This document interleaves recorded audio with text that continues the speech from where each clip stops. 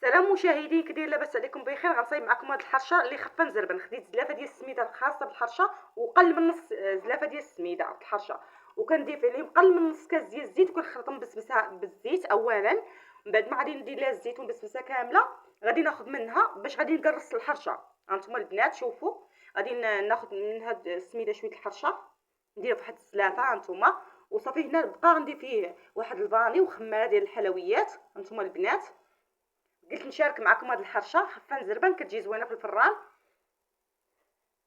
ضفت شويه خميره الخبز، معلقه ديال العسل، الملحه كتبقى حسب الذوق. كنجمع العجين بالماء بارد، كنجمعوها بالاصابع ديالنا ما كندلكوهاش، كنخليها تشرب. هنا دهنت المقله بالزبده ورشيتها بشويه السميده وشعلت الفران يسخن. هنايا شربات ليا، خليتها واحد شويه شربات ليا الماء. كنقرصها وكندير فوق منها ديك السميده اللي بسبسناها نقرصها بديك السميده اللي حيدنا من اللي بسبسناها بالزيت، كنقرصها بها من الفوق وكنحاولوا نقادوا لها الجوانب ديالها، ولا كناخذوا معلقه. انا قاديتهم بيدي هانتوما البنات.